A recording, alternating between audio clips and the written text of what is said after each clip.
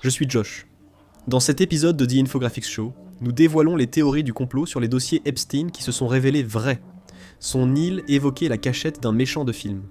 D'innombrables théories du complot décrivaient l'île d'Epstein comme une sorte de repère secret de méchants, avec des caméras espionnes, des décorations inquiétantes et d'autres détails troublants. Pendant longtemps, ces affirmations semblaient farfelues. Les dossiers Epstein montraient désormais une image très différente de la vie sur l'île. De nombreuses photos, des procès-verbaux de perquisition, des vidéos et d'autres documents ont révélé à quel point c'était vraiment malsain et étrange, et ce, à bien des égards. Il existe des preuves de nombreuses caméras secrètes disséminées sur l'île, qui auraient peut-être servi à enregistrer secrètement les moments les plus privés et intimes de certains invités. Nous reviendrons là-dessus un peu plus en détail plus tard. L'île était remplie de décorations étranges, de masques inquiétants accrochés aux murs et d'œuvres montrant des jeunes femmes partiellement nues. On retrouvait ce type d'œuvre dans les autres propriétés d'Epstein. Son manoir new-yorkais valant plusieurs millions de dollars possédait certaines des œuvres d'art les plus étranges, dont une statue de mariée pendue à une corde dans le couloir, et 2 statues de bébés en pleurs d'un réalisme troublant. De retour sur l'île, les enquêteurs ont trouvé des armes à feu, des jouets sexuels, des costumes de jeu de rôle, un fauteuil de dentiste et d'autres objets troublants. Une pièce avait même une trappe, une issue de secours menant directement à l'eau. Il se peut qu'elle n'ait jamais servi à rien de néfaste. Mais compte tenu de ce que nous savons sur Epstein et ses associés, cela reste extrêmement troublant. Ce qui nous amène à la théorie suivante. Il n'a pas agi seul pendant des années. L'histoire disait qu'Epstein était un loup solitaire, un homme dépravé commettant des crimes en secret. Il continuait à se faire passer pour un milliardaire excentrique auprès de ses amis influents dans le monde. Mais les théoriciens du complot ont remis cela en question. Les critiques soutenaient qu'il était impossible qu'Epstein ait pu commettre ces crimes, en abusant de centaines de victimes, sans que d'autres personnes non seulement soient au courant, mais l'aident activement. Certains doutaient qu'un homme seul puisse avoir tant de pouvoir. Les gens n'allaient pas obéir à tous ses caprices. Les dossiers ont complètement démoli la théorie du loup solitaire. Ce n'était pas qu'un homme abusant de son pouvoir et de sa richesse, mais tout un écosystème d'activités illicites. Les dossiers révèlent que des dizaines d'employés travaillaient pour Epstein, des équipages d'avions et des pilotes, ainsi que des agents d'entretien, du personnel de service, des jardiniers, etc. Il n'y a pas de preuve directe qu'ils connaissaient toute l'ampleur de ce qui se passait, mais les indices suggèrent que beaucoup d'entre eux devaient au moins se douter de quelque chose. Le règlement de l'île d'Epstein impose de strictes consignes au personnel pour qu'il ne parle pas de ce qu'il voit durant son emploi. Des membres du personnel admettent avoir vu de jeunes femmes sur l'île, et les victimes suggèrent que certains employés d'Epstein avaient au moins des soupçons sur ce qu'ils faisaient. L'équipage devait frapper avant d'entrer dans la cabine, mais a quand même vu des adolescentes à moitié habillées monter à bord. Les enquêteurs ont découvert des signes d'un réseau mondial de recruteurs opérant dans plusieurs pays, qui auraient ciblé de jeunes femmes et les auraient poussées à aller sur l'île d'Epstein pour de prétendus massages et d'autres abus. Ensuite, il y avait toutes les personnalités célèbres associées à Epstein, dont des princes et princesses. Il avait des liens avec la royauté, ce que nous savions déjà. Son amitié avec l'ex-prince Andrew Mountbatten Windsor, ancien 2e dans la succession au trône britannique, est bien connu. Beaucoup de complotistes soupçonnaient que les liens du pédophile avec la royauté étaient des plus profonds. Quand les dossiers ont été publiés, ces soupçons ont été confirmés. Les dossiers ont montré la proximité entre Epstein et Andrew, le nom de l'ancien prince revenant des milliers de fois dans des emails et discussions. Il y avait également de nombreux échanges d'emails entre Epstein et l'ex-femme d'Andrew, Sarah Ferguson, l'ancienne duchesse d'York. Elle a demandé de l'argent aux trafiquants sexuels condamnés à plusieurs reprises, et il l'a aidé à éviter la faillite en 2011. Les dossiers ont aussi révélé qu'Epstein avait financé les voyages de Ferguson, et que l'ex-duchesse le décrivait comme un ami cher, spectaculaire et spécial. Elle a même écrit « Épouse-moi » dans un email, sûrement plus pour plaisanter que comme vraie demande. Pour des analyses détaillées sur les crimes de Jeffrey Epstein, aimez, partagez et abonnez-vous. D'autres vidéos approfondissent cette histoire. Jeffrey Epstein avait d'autres liens que la famille royale britannique, comme le révélant les dossiers. La future reine de Norvège, la princesse héritière Mette-Marit, est restée proche d'Epstein même après sa condamnation en 2008. Elle l'appelait un ami fou et un amour. Le trafiquant d'êtres humains a également échangé des messages grossiers et parfois troublants avec Rafat al-Sabak, un conseiller clé à la cour royale d'Arabie Saoudite et un proche ami du prince héritier, Mohammed Ben Salmaneh. Aucune preuve concrète ne montre que ces personnes connaissaient à l'étendue des activités d'Epstein, mais leur message indique qu'elles savaient son obsession sexuelle et son intérêt pour les jeunes femmes. D'autres personnes puissantes étaient aussi au courant. Une grande théorie du complot sur Epstein affirme que de nombreux amis et associés savaient ce qu'il faisait. Beaucoup pensent que si les gens savaient qu'il était un pédophile impliqué dans le trafic sexuel, ils l'auraient dénoncé. Mais les dossiers suggèrent le contraire. Il y a de nombreux messages dans les emails qui entrent dans la catégorie troublante, dont beaucoup mentionnent directement de jeunes filles. Comme un email envoyé à Epstein par une personne dont le nom a été masqué, disant « Ta plus jeune fille a été vilaine », ou d'autres messages évoquant l'âge de filles, dont certaines n'étaient que des adolescentes. De nombreux messages de célébrités adressés à Epstein ou parlant de lui évoquent ses goûts et choix de vie. Aucun de ces messages n'implique directement les personnes concernées. Plusieurs personnalités citées ont nié toute faute ou connaissance des crimes d'Epstein. Il y avait un message de l'influenceur santé et bien-être Peter Attia, dans lequel il écrivait à Epstein, je cite, « Le plus gros problème, quand on devient ami avec toi, c'est que la vie que tu mènes est tellement scandaleuse. Et pourtant, je ne peux en parler à personne. » Le milliardaire Richard Branson a également écrit dans un email à propos de ce qu'il appelait le harem d'Epstein. Pendant ce temps, le réalisateur hollywoodien Woody Allen a comparé Epstein à Dracula et a parlé des jeunes femmes présentes à ses dîners et événements. Il existe également des citations historiques d'autres personnalités de premier plan, y compris le président américain Donald Trump, qui a dit à propos d'Epstein « On dit aussi qu'il aime les belles femmes, souvent jeunes, autant que moi. Cela ne signifie pas que ces personnes savaient qu'Epstein était un pédophile. Cependant, le fait que beaucoup aient continué à le fréquenter et à entretenir des liens avec lui après sa condamnation en 2008 pour crimes sexuels sur mineurs suscite de nombreuses questions. Cette théorie explique pourquoi certains ont pu garder le silence sur les activités d'Epstein, qui cachait des caméras pour filmer des gens sur son île. Une vieille théorie du complot prétendait qu'Epstein avait caché des dizaines de caméras dans ses propriétés pour filmer des rencontres intimes impliquant lui, ses victimes et ses prestigieux invités. Encore une fois, c'était une idée à laquelle certaines personnes s'opposaient. Les critiques faisaient valoir que si des vidéos existaient montrant des milliardaires célèbres, des présidents ou des dirigeants mondiaux, elles auraient déjà fuité. Les dossiers Epstein comptent des milliers de vidéos, dont de nombreuses expurgées et à caractère pornographique. Aucune n'implique de célébrité, mais elles prouvent que des caméras secrètes étaient présentes dans les propriétés d'Epstein. Un échange d'emails montre le financier déchu demandant à un employé d'acheter des caméras à détection de mouvement dans un magasin d'espionnage. L'employé précise ensuite qu'il cache les caméras dans des boîtes de mouchoirs Kleenex. Certaines vidéos publiées semblent aussi provenir de ces caméras cachées ou similaires. Un extrait granuleux en noir et blanc montre le bureau d'Epstein filmé depuis un coin. Mais il est impossible de savoir ce qu'il a pu enregistrer avec ces caméras. Mais vu toutes les autres preuves, comme son immense collection de jouets sexuels et d'accessoires disséminés dans ses propriétés, sa réputation d'organiser des soirées sexuelles et de présenter de jeunes femmes à ses amis célèbres, il est facile de faire le lien. La théorie suivante indique aussi qu'Epstein utilisait ces caméras, et d'autres méthodes, pour éventuellement faire chanter des personnalités connues, possédant des informations compromettantes sur des gens puissants. Au fur et à mesure que le monde découvrait Epstein, il comprenait comment il avait miraculeusement échappé à la justice si longtemps.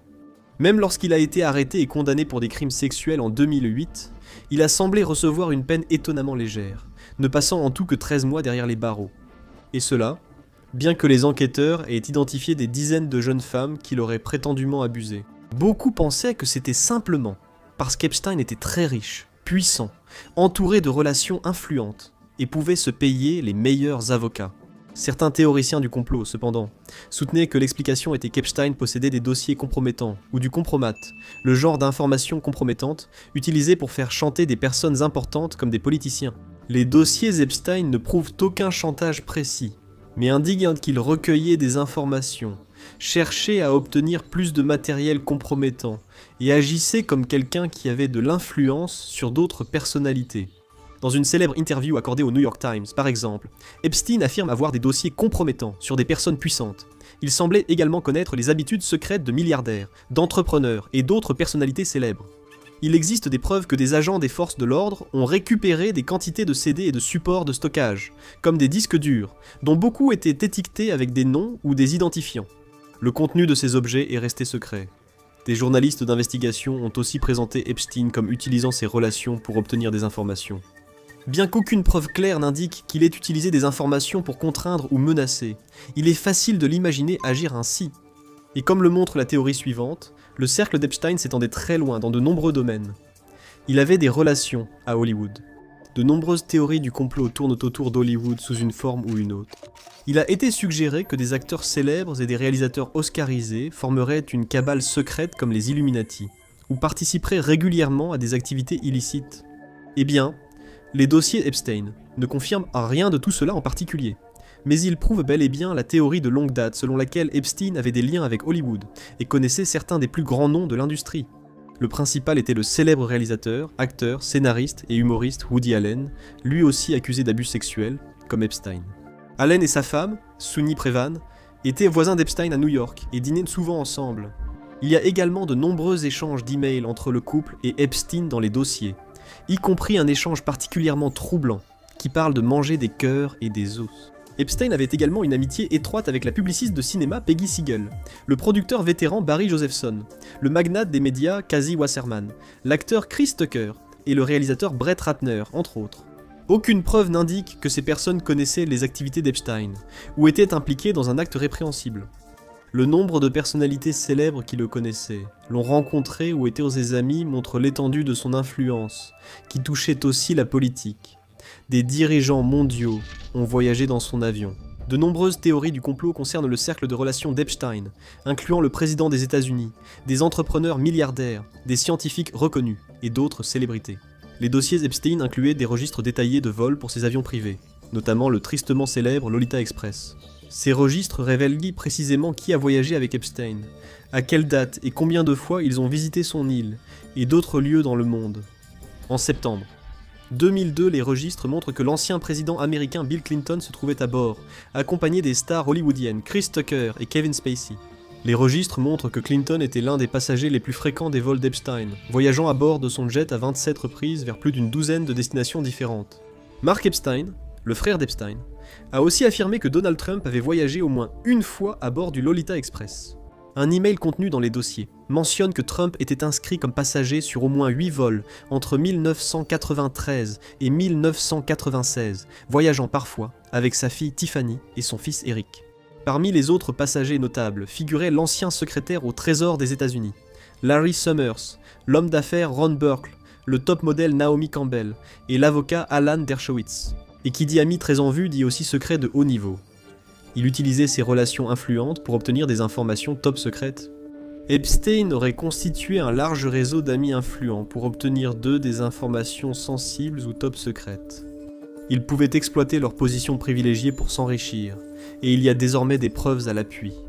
Epstein était proche du politicien britannique Peter Mandelson, avec qui il a entretenu une abondante correspondance, notamment par email, au fil des ans. Cela incluait des périodes où Mandelson occupait d'importants postes au gouvernement britannique. Non seulement Mandelson décrit parfois Epstein comme, je cite, son meilleur ami et, je cite, un vilain garçon. Il a aussi été accusé d'avoir transmis en 2009 des informations gouvernementales sensibles aux financiers, partageant des documents confidentiels de Downing Street avec Epstein. En 2010, il a transmis le compte-rendu confidentiel d'une réunion entre le chancelier de l'échiquier britannique et le directeur du Conseil économique national des États-Unis. Il a également informé Epstein à l'avance d'un plan de sauvetage de 500 milliards d'euros de l'UE pour sauver l'euro. Il lui a aussi dit que l'ex-premier ministre Gordon Brown allait démissionner avant l'annonce officielle. Pourquoi Epstein voulait-il ces infos ? Cela nous amène à la prochaine théorie effrayante. Il aurait pu être un agent au service d'un État. C'est l'une des théories les plus controversées et potentiellement importantes autour d'Epstein. Bien que cela ne soit pas prouvé, les preuves en sa faveur augmentent. La théorie suggère qu'Epstein aurait pu collaborer secrètement avec un gouvernement ou une agence de renseignement, la Russie et Israël étant les pays les plus cités par les complotistes. Bien qu'il n'y ait pas de preuves irréfutables, plusieurs courriels montrent l'intérêt d'Epstein pour la Russie et son empressement à rencontrer son président, Vladimir Poutine. Des courriels mentionnent des rencontres entre les deux hommes, et le nom de Poutine figure environ 1000 fois dans les dossiers. Certains échanges montrent Epstein demandant des infos sur un visa russe ou partageant ses projets de réinventer la finance russe. D'autres messages révèlent qu'Epstein propose d'aider les Russes à mieux comprendre Donald Trump ou à partager des informations précieuses avec le Kremlin. Des courriels entre le trafiquant et l'ancien premier ministre israélien Ehud Barak mentionnent aussi des rencontres avec Poutine et des représentants russes.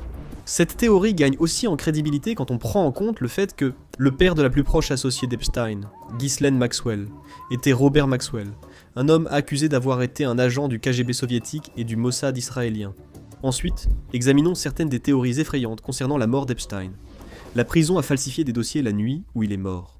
On peut dire que la théorie du complot la plus célèbre entourant Epstein est celle selon laquelle Epstein ne s'est pas suicidé. Ces 4 mots ont été vus sur d'innombrables forums de discussion et articles de blog, et ont même été prononcés par des personnalités célèbres lors d'interviews. Cela a même été utilisé dans des mèmes et sur des produits dérivés depuis la mort du trafiquant sexuel en 2019. Certains théoriciens sont même allés plus loin, suggérant qu'Epstein pourrait ne pas être mort du tout, qu'il serait en réalité encore quelque part, vivant la vie d'un homme libre. Il n'y a cependant aucune preuve claire dans les dossiers pour appuyer cela, même s'il existe quelques éléments mystérieux qui ont été interprétés comme des indices potentiels. Il n'y a pas non plus de preuve directe qu'il ne s'est pas suicidé.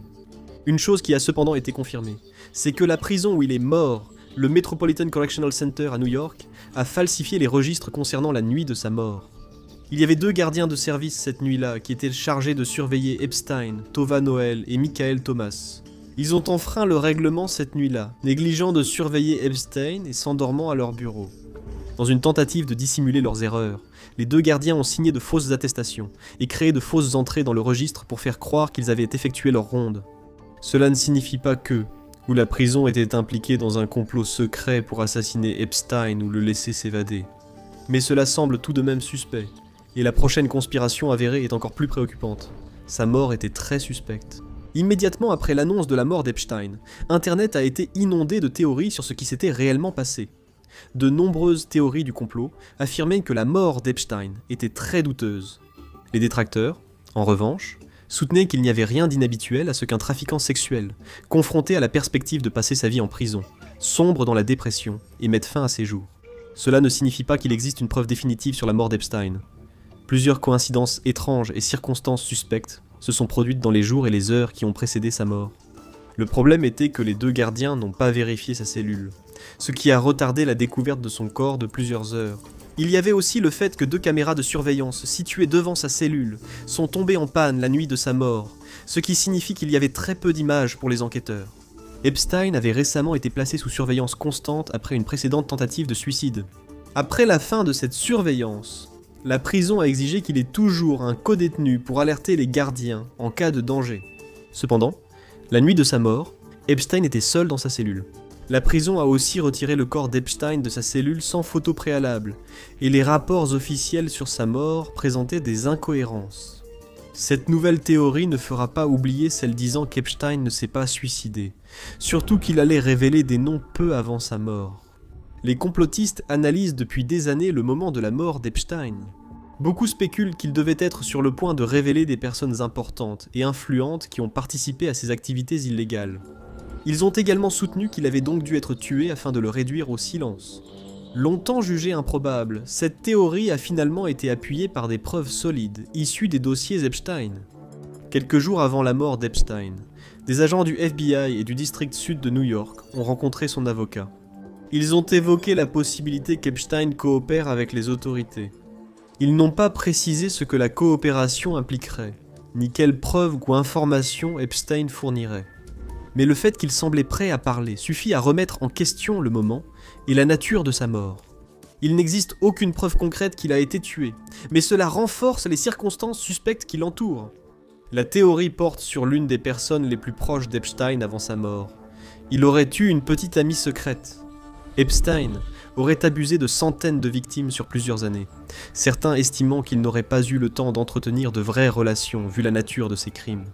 Cependant, il existait une théorie de longue date selon laquelle il aurait eu une compagne secrète de longue date dans les semaines précédant sa mort, même depuis derrière les barreaux de sa cellule de prison. Nous savons désormais que cette théorie était juste et connaissons son identité. Karina Shuliak.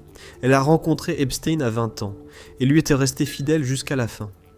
Les archives révèlent que leur première rencontre date de 2009, alors que Shuliak étudiait la médecine dentaire à l'université de Minsk, en Biélorussie. Epstein, qui avait 36 ans de plus qu'elle, a payé son voyage aux États-Unis. Il a également proposé de couvrir les frais de ses études et de soutenir sa demande de visa.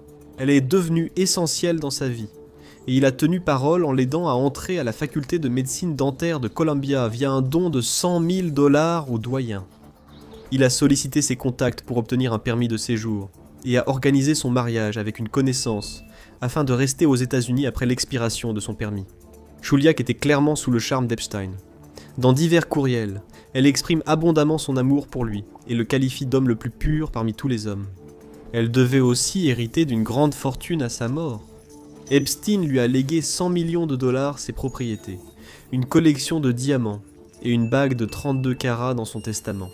Cependant, il est peu probable qu'elle reçoive cet héritage, car les avoirs d'Epstein ont été gelés pour indemniser les victimes. Cette théorie est sans doute la plus troublante quant à ce qu'elle révèle sur le fonctionnement réel du monde. Les personnes les plus riches et puissantes du monde se connaissent, s'entraident et se protègent. De nombreuses grandes théories du complot suggèrent que l'élite mondiale opère à un niveau très différent du reste de la population. Ils ont des lois, systèmes et privilèges que les gens ordinaires ne peuvent même pas imaginer. Certaines théories avancent que les élites exploitent leur statut pour échapper aux conséquences de crimes odieux, ou se réunissent secrètement lors de rassemblements clandestins de type sectaire.